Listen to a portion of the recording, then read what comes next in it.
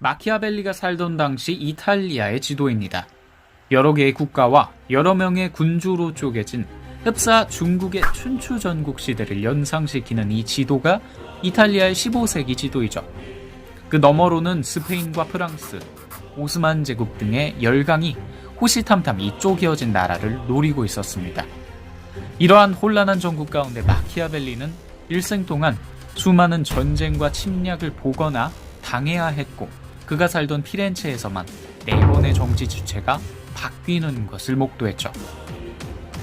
메디치가에 의한 군주정에서 지롤라모라는 예언자에 의한 신정정치, 그 뒤를 이어받은 공화정, 또 다시 메디치 가문의 복권으로 인한 군주정부, 그 과정에서 이어지는 프랑스와 스페인의 침략까지 2번의 침략과 4번의 정치체제 변경, 이것이 그가 살던 피렌체의 상황이었습니다.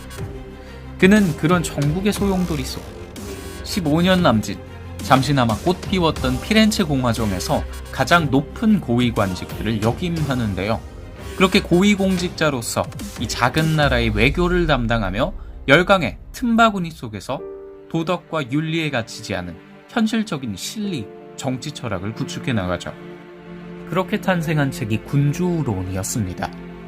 군주론 속에서 밝히는 그의 철학을 보고 있으면 불필요한 갈등과 사회적 비용 등을 수반하는 민주주의는 최악의 정치체제 중 하나로 비춰질 법하죠. 우매한 민중에게 권력이 장악당한 민주주의는 그러한 혼란한 정국 속에서 그의 나라와 그의 안위를 지킬 수 없었을 겁니다. 그러한 역사적 맥락 아래에서 보자면 군주론 속 강하고 위험한 리더를 이상적인 군주상으로 본 것은 우리가 아니었을지도 모르죠.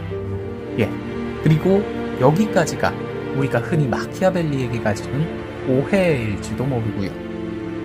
여기 군주론에 가려진 또 한 권의 책이 있습니다. 로마산 원고는 군주론과 정확하게 대비되는 책인데요.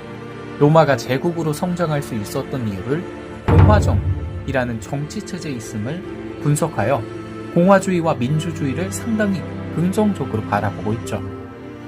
강력한 절대군주를 꿈꾸면서도 군주가 존재하지 않는 공화정을 추구한다는 이런 모순은 왜 생겨난 걸까요? 한쪽에서는 군주의 입장에서 다소 폭압적으로 비춰질 수 있는 강력한 민중 통솔을, 한쪽에서는 민중의 입장에서 때에 따라 군주를 몰아낼 수도 있음을 동시에 시사하고 있죠. 다시 아까 말한 이탈리아의 역사로 돌아와 봅시다. 그 유명한 로마, 유럽의 한가운데 반도의 중심부에 위치한 아슬아슬하고 위태롭던 나라. 마키아벨리는 이 로마가 거대한 제국으로 성장할 수 있었던 이유를 왕정과 공화정의 조화에서 찾는데요. 기원전 아직 로마 제국이 태동하기 이전, 지금의 이탈리아에는 에르투리아라는 강한 왕조가 있었습니다. 그들은 로마를 지배했고 초기 로마에 비해 국력은 최소 2~3배를 웃돌 정도였죠. 하지만 로마에서 이 외세의 저항에 단결하는 구심점이 된 왕들이 잇따라 등장하면서 로마는 점차 성장해 나갈 수 있었죠. 하지만 국가가 성장할수록 기득권은 부패하고 견고해져 갔습니다. 법제도가 정착되고 침략을 걱정하지 않을 정도로 안정된 하나의 통일된 국가가 형성되고 난 이후 그들 최대의 적은 바로 내부에 있었죠. 이에 로마인들은 견제할 수 있으며 순환하는 권력이 필요하다고 보아 공화정을 시행합니다. 마키아벨리는 로마가 제국으로 성장할 수 있었던 이유를 이 공화정으로 드는데요.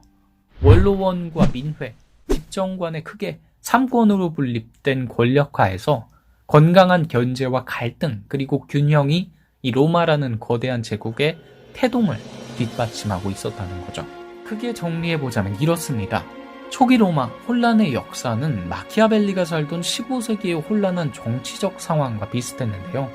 이러한 혼란한 상황 속에서는 그가 원했던 강력한 군주가 먼저 필요했을 겁니다. 하지만 그는 공화정을 세울 굳건한 기반을 다질 수 있는 강력한 군주를 원했던 것으로 보이는데요. 그래서 군주론의 말미에는 이 책을 헌정했던 메디치 가문에게 당신이 가서 이탈리아를 통일하라 라고 주문하죠. 강한 군주가 나타나 이탈리아를 통일시켜주길 바라는 마음에서 메디치 가문에는 군주론을, 이후 시민들의 덕성으로 진정 자유한 나라, 공화정이 이룩되길 마음으로는 로마사 논고를 남겼죠. 군주론과는 정반대로 로마사 논고에서 그는 탄핵, 삼권 분립 등의 권력자에게 있어 민감한 사안들을 거침없이 남겼고, 이러한 부분들이 그를 근대 정치 철학의 아버지라고 부르는 이유 중에 하나입니다.